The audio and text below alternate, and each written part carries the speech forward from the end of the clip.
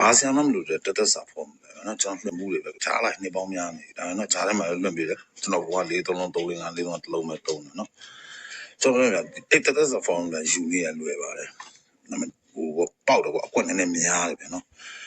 တစ်ပါဝါ6နှစ်ခတ်9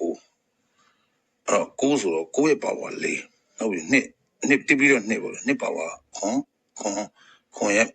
နှစ်ခတ်3ညပါဝါ5 3ပါဝါ8 3ပါဝါ8နှစ်ခတ်1နှစ်ခတ်6ဟုတ်ပြီ4ပါဝါ9နှစ်ခတ်6ပါဝါ1 5ပါဝါ3ညရဲ့နှစ်ခတ်ခွန်ရဲ့ပါဝါ2အဲ့မှာသူတို့ဘာလို့တူလာလဲဆိုအုပ်စုနဲ့စုခွဲလိုက်ရင်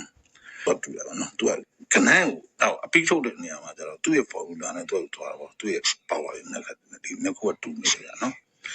ဒီနှစ်ခုတူတော့နောက်ဒီနှစ်ခုကလည်းခဏလေးလုံးတူတယ်တော့ဆိုတော့အဲ့ဒီမှာဂျားမှာ3816ကိုကျန်သွားတယ်အဲ့3816ကိုကျန်တဲ့ဟာကိုကြတော့ကျွန်တော်တို့ကဏ္ဍမှာဂျိုကာပျောက်ခဲတဲ့ကဏ္ဍပေါ့နော်ကျွန်တော်ဆိုလိုတာဂျိုကာလို့ခေါ်တယ်နော်ကဏ္ဍမှာဂျိုကာ3ပြနောက်ရှင်းနောက်ပိတ်ကြရင်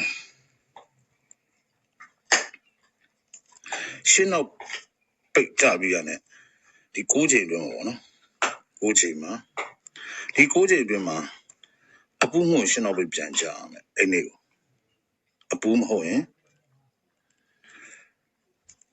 ရှင်းနောက်ပိတ်ပြန်ကြပေါ့ရှိဆိုနှခါပေါက်ကြအောင်ဗျအဲ့လိုနေမျိုးတွေနော်ရှင်းနောက်ပိတ်ပြန်ကြတယ်အဲ့တော့ပြန်ကြတဲ့အချိန်မှာကျွန်တော်တို့ကနော်ရှင်းနောက်ပိတ်လို့ရှိရင်ဒီကောင်ကြတော့အပူးရဲ့နာကြောနဲ့သက်ဆိုင်နေတာဒီကောင်ကြတော့ခဏန်းပြောက်ခြင်းရဲ့ချုပ်ပါဒီဥစ္စာတွေကကြတော့ဒီကနှစ်လိုင်းတူတဲ့ဟာလို့ဒီ38ကိုဒီလမ်းတွေ့ပြအောင်နော်ဒီ386သူ့ရဲ့ formula တိုင်းသွားတော့အဲ့တော့ဟုတ်ပြီကျွန်တော်တို့စီလိုက်မယ်169လေးအပြီးဆိုရင်1691ပင်6လေး6လေး6လေးလို့ထွက်လာအောင်ဗျာခဏနော်6ကိုထွက်လာတယ်ဒါထိတ်တဲ့ဒဲဆိုတာများတယ်ပေါ့နော်အဲ့ဒါပထမပေါ့နော်ဒါပထမဦးစားပေးပေါ့လေဘာစမ်းလို့ formula နော်ကျွန်တော်လည်းမလုပ်ဘူးဒီဒါအများရန်ကန်တော့ရနော်နောက်တစ်လိုက်လာတော့နှစ်ခွန်ကျွန်တော်ဒီမှာဆိုရင်နှစ်3ညနှစ်5ပေါ့အဲ့လာတော့90 95 3ည5ဆိုတော့နော်ဒါဒုတိယဦးစားပေးပေါ့လေ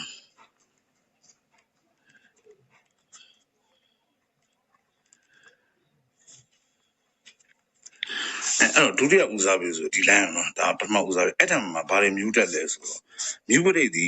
main อ่ะပေါ့နော်5ပရိတ်မြူပရိတ်ကနော်305ပရိတ်ဒါပထမပေါ့နော်